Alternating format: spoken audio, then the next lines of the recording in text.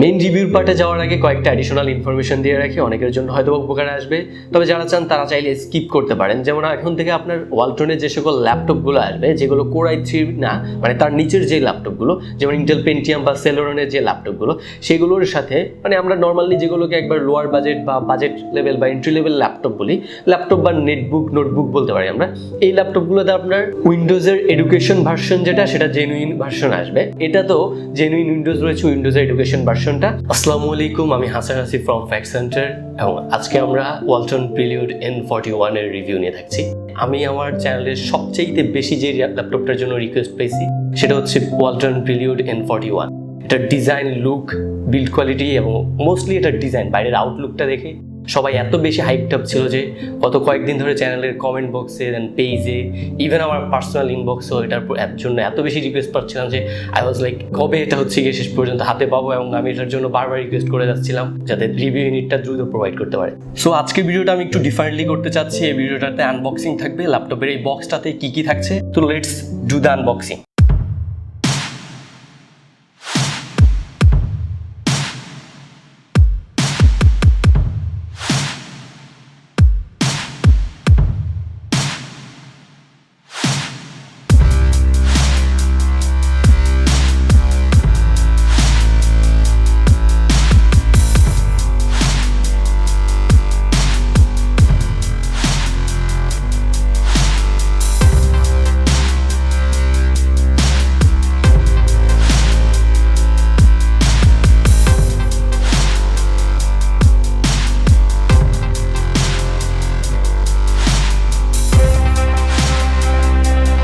Walton prelude N41।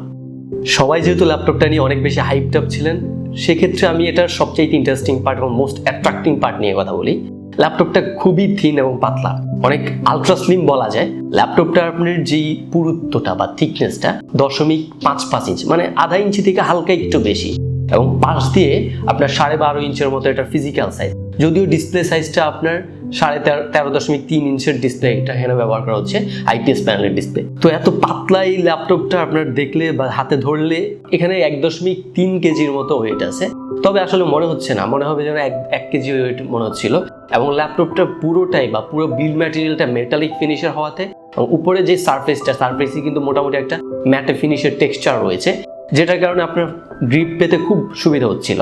এবং তবে এখানে যেই পাশের এই এজগুলোতে হালকা একটু মোটামুটি বেশ শার্প রাখা হচ্ছে, এবং পাশের এইজের মধ্যে এখানে একটা স্টিলের যেই ফ্রেমটা খুব স্লিম এবং ছোট পাতলা একটা ফ্রেম রাখা হচ্ছে, এটা মোটামুটি বেশ কুল একটা লুক দিচ্ছিল। ওয়েট ব্যালেন্সিংটা খুব ভালো পজিশনে থাকায় ল্যাপটপের ওয়েটটা মোটামুটি একদম খুব লাইট ওয়েট মনে হচ্ছিল, এবং কম্প্যাক্ট সাইজের হওয়াতে আমরা নর্মালি 14 ইঞ্চের বা 14.1 ইঞ্চের যে ল্যাপটপগুলো দেখি, সেগুলো চাইতে এটা একটু যেহেতু কম সাইজের বা একটু ছোট সাইজের ল্যাপটপ, যেহেতু আপনার এটা ক্যারি করতে বা এদিক ওদিক নিয়ে নাড়াচাড়া করতে খুব সুবিধা হচ্ছিল। এবং ল্যাপটপের নিচের যে গ্রিপগুলো ছিল রাবার ব্যান্ড, সেগুলো মোটামুটি একটু কম্পারেটলি হালকা বড় রাখা হচ্ছে। যেমন আমি লাস্ট টাইম যখন EX510 নিয়ে কথা বলেছিলাম, তখন সেখানে রাবার ব্যান্ডটা নিয়ে কথা বলেছি, এবং টাচপ্যাড নিয়ে কথা বলেছিলাম, এখানে ট্র্যাকপ্যাডটাও মোটামুটি বড় রাখা হচ্ছে। তো ওভারঅল বিল্ড ম্যাটেরিয়াল বা ডিজাইনের পাশাপাশি যদি আমি বলি, এখানে যে ডিসপ্লেটা ব্যবহার করা হচ্ছে, ডিসপ্লেটা আপনার খুবই ন্যারো ব্যাজেলের, খুব বেশি ন্যারো ব্যাজেল না, একবারে যে খুব আলট্রা থিন ব্যাজেল তা বলা যাবে না, তবে ব্যাজেলটা কনসিডারেবল, খুব বেশি বড় না। এবং আমাদের প্রাইসের কথা চিন্তা করতে হবে, এখানে যে কনফিগারেশনটা দিচ্ছে, সব মিলিয়ে বলবো যে ডিসপ্লে কোয়ালিটি ব্যবহার হচ্ছে ফুল এইচডি আইপিএস প্যানেলের ডিসপ্লে, সেটা আমার কাছে বেশ মোটামুটি ব্রাইট মনে হয়েছে, এবং কন্ট্রাস্টও যথেষ্ট পরিমাণ ছিল, এবং শার্পনেস, ব্রাইটনেস সবকিছুর বেশ অপটিমাইজেশন মোটামুটি বেশ ভালো ছিল। এবং এই বাজেটের মধ্যে আসলে ডিসপ্লে নিয়ে খুব বেশি কমপ্লেন করার কিছু নেই। এবং যেহেতু আপনার এটা ফুল এইচডি আইপিএস প্যানেলের ডিসপ্লে, সেজন্য নর্মালি এইচডি প্যানেলের ডিসপ্লেগুলোর চাইতে এখানে অনেক বেটার কোয়ালিটির ডিসপ্লে পাওয়া যাচ্ছিল। সবাই অনেকেই হচ্ছে গিয়ে ম্যাক্সিমামের ধারণা থাকে যে আমি শুধু প্রশংসাই করি, যেমন ড্রব্যাকগুলো নিয়ে বা টুকটাক যে সকল ইয়েগুলো থাকে সেগুলো নিয়ে খুব একটা কথা বলি না। তবে আমরা নর্মালি যেরকম আলট্রা স্লিম ল্যাপটপ যেগুলো দেখি, অন্যান্য ব্র্যান্ডেরই বলুন বা যে কোনো ব্র্যান্ডেরই বলুন, সেক্ষেত্রে আমরা দেখি যে আপনার খুব বেশি স্লিম রাখতে গেলে কিছু জিনিস কিন্তু কম্প্রোমাইজ করতে হয়। এবং আমাদের দেশে অলরেডি যারা অনেক প্রমিনেন্ট বা পপুলার রিভিউয়ার বা ইউটিউবার, তারা এইসব বিষয় নিয়ে অলরেডি কথা বলেছে, এবং আমি পার্সোনালি নিজে এটা মেনশন করতে চাই। যেমন এই ল্যাপটপটা অনেক বেশি স্লিম রাখার কারণে এখানে কিছু জিনিসকে কিন্তু কম্প্রোমাইজ করতে হচ্ছে। লাইক এখানে 4 গিগাবাইট যে র্যামটা ব্যবহার করা হচ্ছে সেটা 2 গিগাবাইট করে আলাদা দুটো স্লটে 4 গিগাবাইট র্যাম ইউজ করা হচ্ছে। তবে এটা অনবোর্ড র্যাম এবং হচ্ছে এটা সোল্ডার র্যাম, আপনি চাইলেও র্যামের কোনো এক্সপেনশন করতে পারবেন না বা বাড়াতে পারবেন না র্যামটা। তো নর্মালি আমরা আলট্রা স্লিম ল্যাপটপগুলোতে দেখি এই ফিচারটা, আসলে স্লিম করতে গেলে তখন যে অনবোর্ড র্যাম বা সোল্ডার র্যাম ইউজ করা হয়, কারণ সেক্ষেত্রে আপনি র্যাম এক্সপেনশনের স্লট রাখতে গেলে ল্যাপটপের থিকনেসটা একটু বেড়ে যায়, তখন সেগুলো খুব বেশি চিকন রাখা সম্ভব হয় না। There was a nice thing about this laptop যে এই ল্যাপটপটাতে আমি প্রায় 15 মিনিটের মতো পাওয়ার স্ট্রেচ করেছি।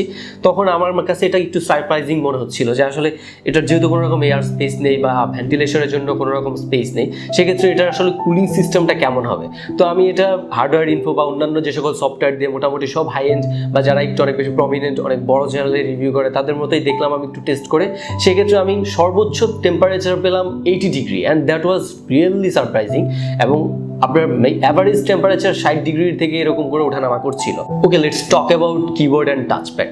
এই ল্যাপটপটাতে যে টাচপ্যাডটা ব্যবহার করা হচ্ছে অলরেডি আমি একবার মেনশন করেছি। এই টাচপ্যাডটা কিন্তু আমি লাস্ট টাইম কয়েকবার ধরে এই টাচপ্যাডের সাইজটা নিয়ে কথা বলেছিলাম। তবে এখানে ল্যাপটপের সাইজ অনুযায়ী মানে 13.3 ইঞ্চের ডিসপ্লের একটা ল্যাপটপের জায়গা থেকে যে ট্র্যাকপ্যাডটা ইউজ করা হচ্ছে সেটা মানে কম্পারেটিভলি বেশ বড় সাইজের ট্র্যাকপ্যাড ছিল, যার কারণে ফিঙ্গার মুভমেন্ট বা এখানে আপনার সারফেসে যে আপনার টোটাল কাজের অনুভূতিটাই ছিল অন্যরকম। তবে এখানে অন্যান্য যেই ল্যাপটপগুলো, ওয়ালটনের যে ল্যাপটপগুলো আমি রিভিউ করছি সেখানে ম্যাক্সিমাম যেই টাচপ্যাডগুলো ছিল সেগুলো বেশ পলিশড ছিল, পিচ্ছিল টাইপের আপনার টাচপ্যাড ছিল বা ট্র্যাকপ্যাড ছিল। তবে এখানে যে ট্র্যাকপ্যাডটা ইউজ করা হচ্ছে এই ট্র্যাকপ্যাডটার উপরেও কিন্তু মানে মোটামুটি অন্যান্য জায়গা থেকে অনেক বেশি পরিমাণে গ্রে টেক্সচার রয়েছে, যেটা আপনাকে এবং অনেক বেশি ম্যাটে ফিনিশের হওয়ার কারণে ফিঙ্গার মুভমেন্টটা আসলে খুব বেশি স্মুথ যে তা না। যারা বিশেষ করে খুব বেশি পিচ্ছিল টাচপ্যাডে কাজ করতে অভ্যস্ত না, যাদের ওই ধরনের টাচপ্যাড পছন্দ না, I think they will like it. তবে আমি নর্মালি যেহেতু অনেক বেশি পলিশ টাচপ্যাডে কাজ করা অভ্যস্ত, সেই ক্ষেত্রে আমি একটু মনে হচ্ছিল বেগ পাইতে হচ্ছিল এবং আমার কাছে একটু মোটামুটি আনকমফোর্টেবল লাগতেছিল। এই টাচপ্যাডটা বোধ হয় আরেকটু পলিশড হলে সেই ক্ষেত্রে যে কারণে আরেকটু ভাবতে ভালো লাগা যোগ হতো। টাচপ্যাডের বাইরে গিয়ে আমি যদি কিবোর্ড নিয়ে কথা বলি, মানে আমার কাছে এই পর্যন্ত অন্যান্য যে সকল কিবোর্ডগুলো নিয়ে কথা বলেছি, বিশেষ করে আন্ডার 35,000 বা আন্ডার 40,000-এর যে ল্যাপটপের কিবোর্ডগুলো, সেগুলোর চাইতে এটার কিবোর্ডটা ফার বেটার ছিল। বিকজ এটার যে ল্যাপটপের ফুল বডি সাইজের থেকে কিবোর্ডের সাইজটা জাস্ট বডি থেকে হালকা একটু কম রাখা হচ্ছে। ওভারঅল আপনার যে ল্যাপটপের কিবোর্ডটা ইউজ করা হচ্ছে সেখানে ট্রাভেল স্পেসগুলো যে ট্রাভেল ডিস্টেন্সগুলো সেইখানেও মোটামুটি আগেগুলোর চাইতে মনে হচ্ছে একটু বেটার ডিস্টেন্স রাখা হচ্ছে, যার কারণে কিবোর্ডের আপনার ফিডব্যাকটা বেশ ভালো ছিল। তবে কিবোর্ডের লেআউটটা মনে হচ্ছে যেন কোয়াইট চেঞ্জড, মানে আগের জায়গা থেকে যেমন আমি যখন এন্টার চাপতে নিচ্ছিলাম বা হচ্ছে আমি যখন ব্যাক স্পেস করতে নিচ্ছিলাম তখন আমার হাতগুলো বারবার মনে হয় যেন অন্য কিতে চলে যাচ্ছিল। এটা আসলে আমার পার্সোনাল ল্যাপটপের যে ইউজার এক্সপিরিয়েন্স সেই জায়গা থেকে হয়তো এটা ডিফারেন্স, তবে যে কেউ ইউজ করতে করতে অভ্যস্ত হয়ে যাবে। And there was another change. আমরা ল্যাপটপ এর আগেও ওয়ালটনের যেই টামারিন্ডের নিয়ে কথা বলেছি EX510G, সেখানেও বলছিলাম সেখানে পাওয়ার বাটনটা ছিল আপনার লেফট প্যানেলে বা লেফট সাইডে, তো মেইন বডির লেফট সাইডে। কিন্তু এখানে যে পাওয়ার বাটনটা আপনার মেইন কিবোর্ডের সাথেই কিন্তু এটা অ্যাডজাস্ট করা, অর্থাৎ সেপারেট কোনো পাওয়ার বাটন না। পাওয়ার বাটনটা একটু সেপারেট রাখলে সেক্ষেত্রে পাওয়ার সোর্সের ক্ষেত্রে বা অনেকের ক্ষেত্রে এটা পরবর্তীতে কিবোর্ড রিপ্লেসের ক্ষেত্রে একটু বাড়তি সুবিধা হতো, আর না হলে এটা একটু কস্টলি হয়ে যায়। এই ল্যাপটপটাতে 2 মেগাপিক্সেলের ফুল এইচডি প্লাস ক্যামেরাই বলা যায়, যেটা আপনার 720 পিক্সেল থেকে একটু বেশি পিক্সেলে কাজ করে, যেমন 1200 পিক্সেল থেকে একটু বেশি। ওয়েবক্যামের কোয়ালিটি এই প্রাইস রেঞ্জের মধ্যে বলবো যে অন্যান্য যে ল্যাপটপগুলো যেমন প্রিলিউডের আরেকটা যে ল্যাপটপ নিয়ে কথা বলেছিলাম N5000-এ, সেটা থেকে এটার ওয়েবক্যামের কোয়ালিটিটাও বেশ ভালো।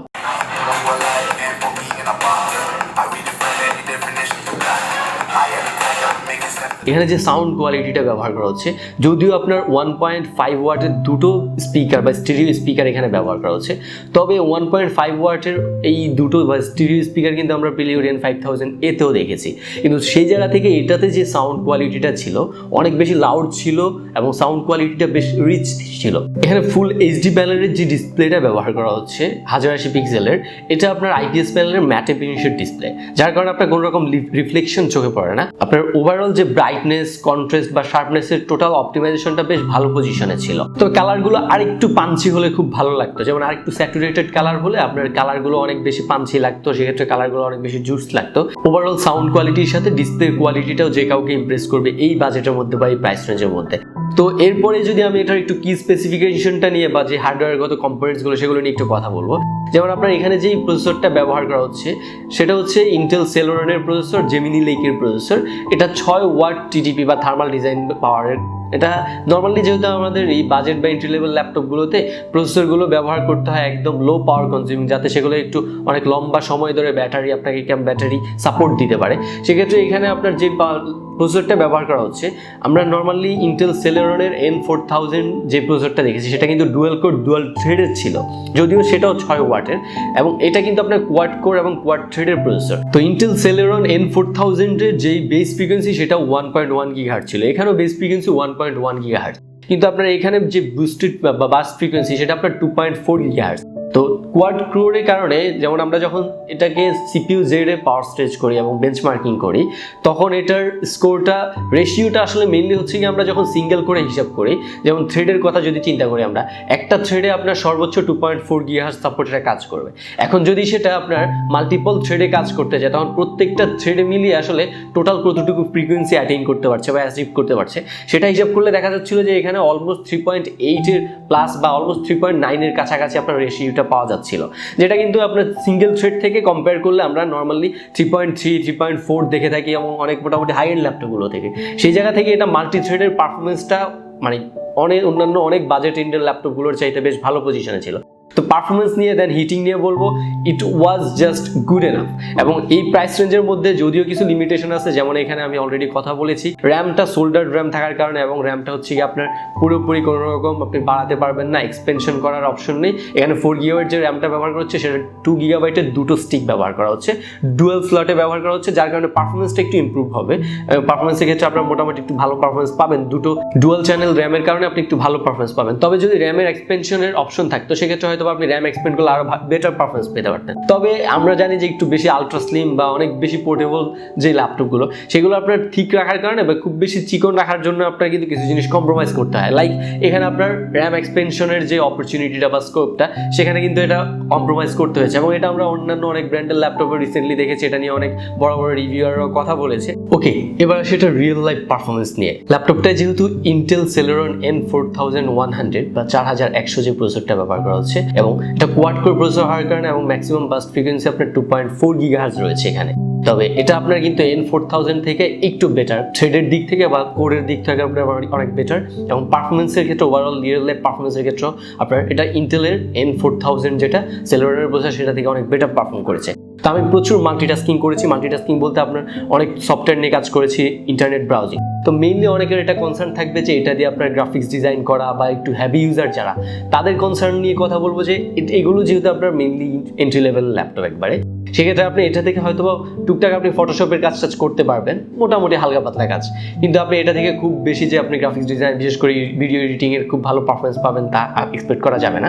কারণ এখানে 4 GB যে র্যামটা ইউজ করা হচ্ছে সেটা থেকে আপনার শেয়ার গ্রাফিক্স যেটা পাওয়া যাচ্ছিল 2 GB যে শেয়ার গ্রাফিক্স, তো সেই শেয়ার গ্রাফিক্স থেকে আপনি কিন্তু খুব ভালো পরিমাণে যে কোনো রকম এক্সপেক্ট করতে পারবেন, ভালো পারফরমেন্স এক্সপেক্ট করতে পারবেন, খুব ভালো ভিজুয়াল বা যে কোনো ধরনের গ্রাফিক্সের কাজে গেছে, সেটা আপনি এক্সপেক্ট করাটা আসলে সমীচীন হবে না। এটা আপনার যারা মেনলি টুকটাক অফিসিয়াল কাজকর্ম হালকা পাতলা, বিশেষ করে প্রেজেন্টেশনের জন্য যারা লাইট ওয়েট কাজ করা, বিশেষ করে মুভি টুভি দেখা বা হালকা পাতলা প্রেজেন্টেশন তৈরি করা, এই অফিসিয়াল কাজকর্মের জন্য এটা ইজিলি আপনি করতে পারবেন। এবং 15 মিনিটের মতো পাওয়ার স্ট্রেচ করে ম্যাক্সিমাম যে টেম্পারেচারটা পেলাম সেটা হচ্ছে 80 ডিগ্রি সেন্টিগ্রেড ছিল, যেটা কিনা বেশ ভালোই বলা যায়, কারণ এই ধরনের পারফরমেন্সে এই ধরনের আপনার লোয়ার এন্ডে বা এন্ট্রি লেভেল ল্যাপটপগুলোতে আমরা জানি যে একটু বেশি পাওয়ার স্ট্রেচ করলে সেখানে আপনার পারফরমেন্স অনেক ড্রপ হয়, কিন্তু 100% সিপিইউ স্পিডে বা 2.4 GHz যে স্পিড সর্বোচ্চ একটা ফ্রিকোয়েন্সি, সে 100% সিপিইউ ইউজের মধ্যেই থাকছিল, পারফরমেন্স ড্রপ করা এই ধরনের কোনো ছটল বা ল্যাগ আমার চোখে পড়েনি। এবং এই প্রাইস রেঞ্জের মধ্যে ওভারঅল আপনার যে বিল্ড ম্যাটেরিয়ালটা ইউজ করা হচ্ছে, অনেকে হচ্ছে আমাকে কনস্ট্যান্টলি জিজ্ঞাসা করে যে কিরকম ডিউরেবল হবে কিনা,